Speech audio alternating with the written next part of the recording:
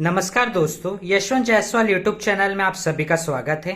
इस वीडियो में हम बात करने वाले हैं कि प्रेजेंट कॉन्टिन्यूअस टेंस जो होता है उसमें उसे पहचानते कैसे हैं और उसमें क्या रूल होगा यानी क्या नियम होगा, उस हिसाब से हम सेंटेंस जो है कैसे बदलेंगे और कैसे बनाएंगे और कैसे पहचानेंगे, ये सारी चीजें हम इस वीडियो में देखने वाले हैं।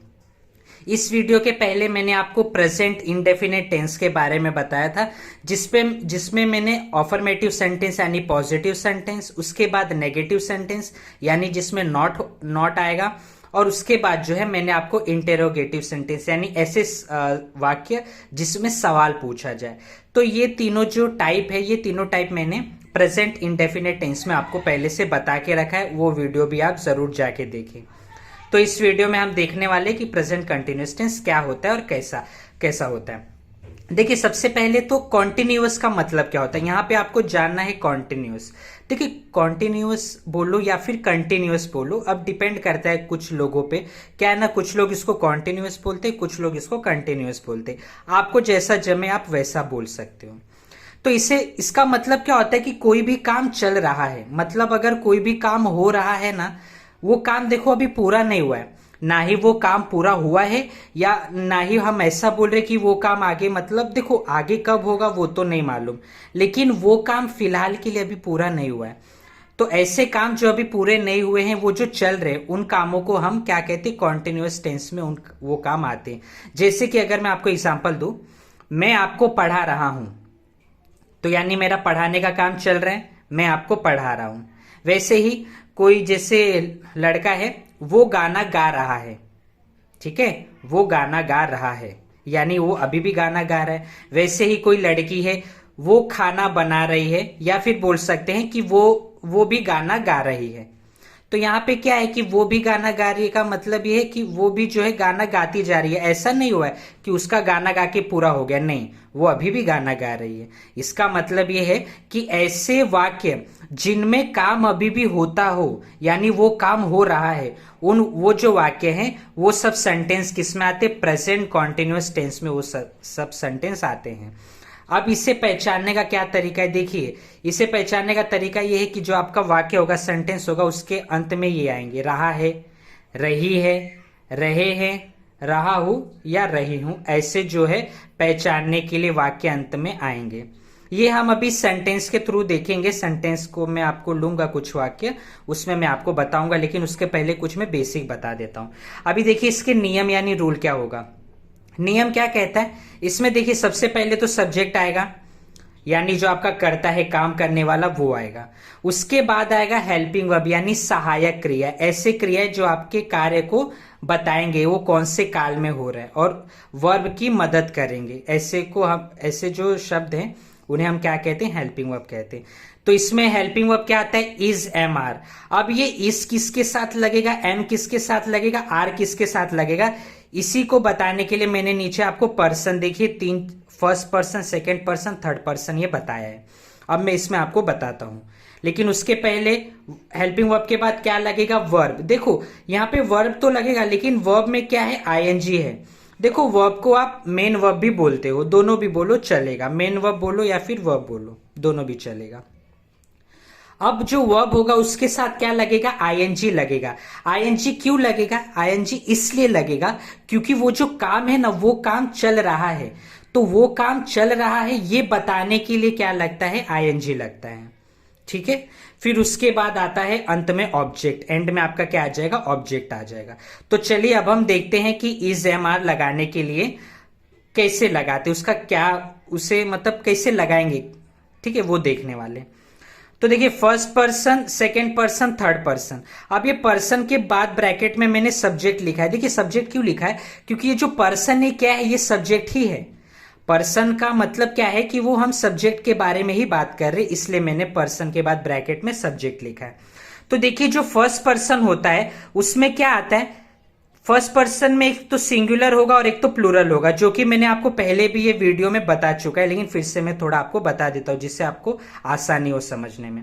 सिंगुलर क्या होगा, एक वचन, यानी जिसमें केवल एक आदमी होगा या एक इंसान होगा। तो उसमें क्या आएगा, आई आएगा। आई मतलब मैं, यानी वो अकेला है, सिंगुलर। अगर फर्स्ट पर्सन में प्लूरल यानी बहुवचन की बात किया जाए तो उसमें क्या आता है, वी आता है। अगर एक से ज्यादा लोग हैं तो क्या हो जाएगा, वी हो जाएगा, यानी हम हो जाएंगे। वैसे ही सेकेंड, अब देखिए जो सेकेंड पर्सन बताने के पहले जो फर्स्ट पर्सन है वो बता दूं मैं। अब देखो फर्स्ट पर्सन में जो सिंगुलर है वो आई है, तो आप हमेशा याद रखना आई के साथ क्या आएगा, एम आएगा। क्या आएगा, एम। ये आपको ध्यान देना जरूरी है, हमेशा ध्यान देना आई के साथ केवल एम ही आता है। आई के साथ आपको इज या आर आता हुआ नहीं मिलेगा, सिर्फ और सिर्फ एम आएगा। ठीक है, तो आई के साथ केवल एम आता है। उसके बाद वी, वी क्या है, देखो बहुवचन है, प्लूरल है, तो इसके साथ क्या आएगा, आर आएगा। क्या आएगा, ए आर ई आर। ठीक है, ये आप हमेशा ध्यान रखना। जो भी प्लूरल होते हैं ना, जितने भी बहुवचन है उन सभी के साथ क्या आता है, आर आता है। तो वी क्या हो गया, वी जो है प्लूरल बहुवचन है तो उसके साथ आर आएगा। ठीक वैसे ही सेकेंड पर्सन, देखिए सेकेंड पर्सन में सिंगुलर हो या प्लूरल हो, दोनों के लिए यू लगता है। क्या लगता है, दोनों के लिए जो है यू लगता है। ये हमें ध्यान देना जरूरी है। तो इसमें क्या होगा, दोनों के ही लिए क्या आएगा, देखो दोनों ही जो यू है इसके लिए क्या आएगा, आर आएगा। क्या आएगा, आर। ठीक है, तो ये आपको ध्यान देना जरूरी है। सिंगुलर सेकेंड पर्सन में चाहे सिंगुलर हो या प्लूरल हो, दोनों के साथ आर आएगा। अब थर्ड पर्सन देखते, देखिए थर्ड पर्सन सिंगुलर जो है ना, he she it, third person singular जो है ही शी इट, इन तीनों के साथ हम किसका यूज करेंगे, इज का, आई एस, इज लगाएंगे, ये ध्यान देना, इज। तो जो थर्ड पर्सन सिंगुलर होता है, थर्ड पर्सन सिंगुलर के साथ क्या लगता है, इज लगता है। और जो थर्ड पर्सन प्लूरल है उसके साथ क्या लगेगा, आर लगेगा, ए आर ई आर। ठीक है, समझ में आया आप लोग को। तो यहां पे आपने देखा कि केवल आई है जिसके साथ एम लग रहा है, तो ये आपको ध्यान रखना है कि पूरे पर्सन जितने भी फर्स्ट सेकेंड थर्ड जितने भी पर्सन होते हैं, सभी पर्सनों में केवल आई एक ऐसा जो वर्ड है, केवल आई एक ऐसा वर्ड है जिसके साथ एम लगेगा। ये आपको ध्यान देना है। ठीक है, बाकी आप देखोगे वी क्या है, प्लूरल है, और ये जो सेकंड पर्सन है वहां पर भी आप देखोगे जो सिंगुलर और प्लूरल दोनों के साथ क्या लग रहा है, आर लग रहा है। और आप थर्ड पर्सन प्लूरल में भी देखोगे तो आर लग रहा है। तो यहां पे आपने क्या समझा कि जितने भी पर्सन हैं वहां पर अगर वो प्लूरल हैं, क्या है, अगर वो प्लूरल है यानी बहुवचन है, एक से ज्यादा है, तो वहां पर क्या लगेगा, आर लगेगा।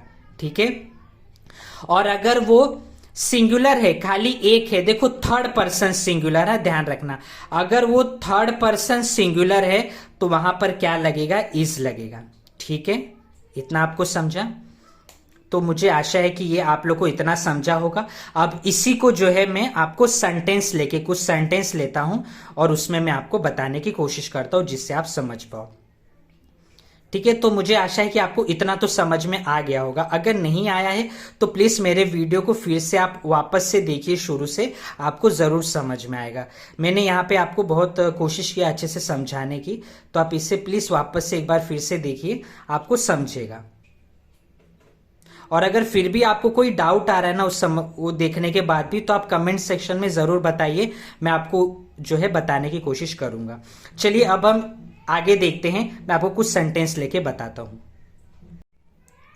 तो चलिए दोस्तों, जैसा कि मैंने आपको बताया था, मैं आपको कुछ सेंटेंस का एग्जांपल लेके, उदाहरण लेके बताने वाला हूं। तो देखिए यहाँ पे मैंने ये 4 वाक्य यानी 4 सेंटेंस लिख दिए हैं, तो इससे मैं आपको समझाता हूं।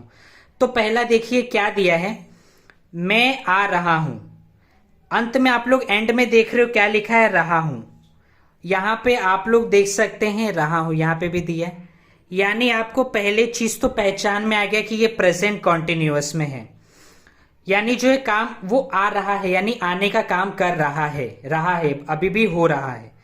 तो ये तो हमने इतना समझ गया। अब हम देखते हैं इससे बनाएंगे कैसे। सबसे पहले क्या दिया है, मैं को मैंने आपको बताया था इंग्लिश में, वहां पे मैंने अभी आपको बताया, लिख के दिया। मैं क्या हो जाएगा, आई को हम हिंदी में क्या कहते हैं, मैं कहते हैं। तो यहां पे हो जाएगा आई। उसके बाद आ रहा हूं। देखो अभी मैंने आपको बताया था कि हेल्पिंग, ये तो हो गया सब्जेक्ट, सब्जेक्ट क्या हो गया आई, उसके बाद क्या आएगा हेल्पिंग वर्ब। अब मैंने आपको बताया था आई के साथ क्या लगेगा, आई के साथ केवल और केवल क्या लगेगा, सिर्फ और सिर्फ एम लगेगा। तो क्या हो जाएगा आई एम, आई एम। अब क्या बोल रहा है, आ रहा हूं, आने को इंग्लिश में क्या कहते हैं, कम, आने को क्या कहते हैं, कम। लेकिन यहां पे क्या बोला है, देखो वर्ब, वर्ब क्या क्या बोला है, वर्ब का फर्स्ट फॉर्म, यानी वर्ब का जो फर्स्ट फॉर्म है यहाँ पे आना, आना यानी क्या हो जाएगा, कम। क्या हो जाएगा, वर्ब का फर्स्ट फॉर्म होता है कम, COME, कम मतलब आना। लेकिन यहाँ पे क्या बोला है, वर्ब के फर्स्ट फॉर्म के साथ ING लगेगा। तो यहां पर जो जब ING लगाएंगे ना, तो देखिए कुछ ऐसे वर्ड्स होते हैं जहां पे जब ING लगता है ना, तो उनके एंड में यानी अंत में अगर AEIOU ये आते हैं, तो वहां पर वो जो AEIOU होता है वो हट जाता है, उसके जगह पर हटा के क्या लिखते हैं, ING। तो यहां पे क्या आएगा, M के बाद ING, ऐसा हो जाएगा। तो ये क्या हो जाएगा, कमिंग। तो ये इस तरह से हो जाएगा कि आई एम कमिंग, COMING, ऐसे हो जाएगा। ठीक है, समझा आप लोगों को। तो इसका इंग्लिश में क्या हो जाएगा, मैं आ रहा हूं को इंग्लिश में कहेंगे आई एम कमिंग। ये हो गया पहला सेंटेंस। अब हम देखते हैं दूसरा। दूसरा क्या है, वह गाना गा रही है। अब सबसे पहले तो ये आता है कि रही है, रही है से हमें क्या समझा कि वो एक लड़की है। क्या है, एक लड़की। अगर एक लड़की है तो एक लड़की के लिए मैंने बताया था क्या होता है, लड़की के लिए हम क्या लगाते हैं, मैंने आपको पहले की वीडियो में बता चुका हूं ग्रामेटिकल पर्सन में। जिन लोगों को नहीं मालूम है तो उन लोगों के लिए मैं वो वीडियो का लिंक ऊपर आई बटन में जरूर दे दूंगा, उससे आप जरूर जाके देखिएगा। तो उसमें आपको मालूम पड़ेगा कि लड़की के लिए हम क्या लगाते हैं, थर्ड पर्सन सिंगुलर में लड़की के लिए शी लगाते, क्या लगाते हैं, शी। तो यहां पर हमें देखने मिलेगा कि वो जो लड़की है वो क्या कर रही है, गाना गा रही है। तो क्या होगा, वह के लिए यहां पे क्या हो जाएगा, लड़की है तो हो जाएगा शी। अब देखिए लड़की है, ये कैसे मालूम पड़ा हमें, एंड में मालूम पड़ा, अंत में। रही है, गाना गा रही है, यहां पे भी आप देख सकते हो रही है, रही है, ये तो इसकी पहचान हो गई। लेकिन पहचान के साथ हमें ये भी मालूम पड़ा कि वो एक लड़की है। तो इसके लिए हमने क्या लगाया, शी लगाया। अब शी के साथ मैंने आपको बताया था कि थर्ड पर्सन सिंगुलर के साथ क्या लगेगा, ही। देखो जो ही शी इट है यानी ये थर्ड पर्सन सिंगुलर है, इनके साथ हेल्पिंग वर्ब क्या लगेगा, इज। तो सब्जेक्ट जो शी है, सब्जेक्ट के बाद हेल्पिंग वर्ब क्या लगेगा, इज। तो शी इज गाना गा रही है। देखो क्या है, गाना गा रही है, गाना गा रही है यानी यहां पे क्या आ जाएगा, शी इज सिंगिंग, सिंग यानी देखो वर्ब, यहां पे वर्ब जो होगा ना सिंग होगा, SING, सिंग। लेकिन सिंग में हम क्या करेंगे, ING लगाएंगे। तो क्या हो जाएगा, सिंगिंग। क्या हो जाएगा, सिंगिंग। तो क्या हो जाएगा, ये शी इज सिंगिंग, गाना गा रही है यानी अ सॉन्ग, अ सॉन्ग। देखो ये सॉन्ग जो है इसका मतलब क्या हो जाएगा, गाना। ये गाना यानी म्यूजिक वाला गाना, और ये जो सॉन्ग है ये गाना हो गया म्यूजिक वाला गाना। और यहां पे एक जो गाना है ना, वो गाना क्या है, गले से गा रही है। ठीक है, तो गले से गाना जो है वो गा रही है, ऐसा यानी वह गाना गा रही है। तो इसे कैसे बोलेंगे, she is singing a song. ठीक है, इतना आप लोग को समझा। तो क्या हो जाएगा, she is singing a song. वाले हैं तीसरे सेंटेंस यानी तीसरे वाक्य के बारे में। तीसरा वाक्य क्या है, आप अंग्रेजी सीख रहे हैं। ठीक है, तो अब सबसे पहले यहां पे जो आप आया है, आप क्या है, ये एक सब्जेक्ट है यानी करता है। अंग्रेजी कौन सीख रहा है, आप जो है वो सीख रहा है। तो आपको जो इंग्लिश, देखो इंग्लिश में ना यू जो होता है ना, यू, उसके लिए हम आप भी लगाते हैं या फिर तुम भी लगाते हैं। ठीक है, तो यहां पर जो आप है, आपके लिए क्या हो जाएगा इंग्लिश में, यू। क्या हो जाएगा, यू, YOU, यू। अब यू जो है मैंने आपको बताया था, चाहे यू सिंगुलर में हो या प्लूरल में, उसके साथ सिर्फ और सिर्फ आर आएगा। तो हेल्पिंग वर्ब क्या हो गया, आर, यू आर। अब उसके बाद देखो सीखने को कहते हैं लर्न करना, लर्न। तो लर्न जो है वर्ब का फर्स्ट फॉर्म होता है, लेकिन उसके साथ क्या लगेगा, ING लगेगा। तो क्या हो जाएगा, लर्निंग। तो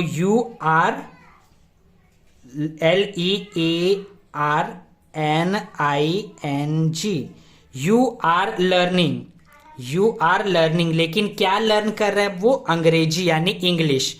तो ऑब्जेक्ट क्या हो जाएगा यहां पर? हो जाएगा इंग्लिश यानी अंग्रेजी। तो you are learning English, English. अब देखिए यहां पे जो मैं ये जो इंग्लिश में ये कैपिटल लिखा हूं क्योंकि यहां पे जो इंग्लिश है वो क्या है? एक सब्जेक्ट है, मतलब सॉरी सब्जेक्ट, ये वो सब्जेक्ट नहीं है कर्ता वाला, नहीं, ये एक विषय वाला सब्जेक्ट है। जैसे हिंदी, इंग्लिश, ये ऐसे सब्जेक्ट तो सब्जेक्ट है, इसके लिए मुझे इसे क्या करना पड़ेगा? कैपिटल ई में लिखना पड़ेगा। ठीक है, तो यू आर लर्निंग इंग्लिश, आप अंग्रेजी सीख रहे हैं। ठीक है, इतना आपको समझा। अब हम देखते हैं चौथा वाला। चौथा क्या है? मैं पढ़ा रहा हूं। अब देखिए मैं के लिए क्या आएगा? आई पढ़ा रहा हूं। देखो पढ़ाना मतलब क्या करना? पढ़ाने का मतलब बोलते हैं ना कि टीच करना। देखो पढ़ाना मतलब टीच।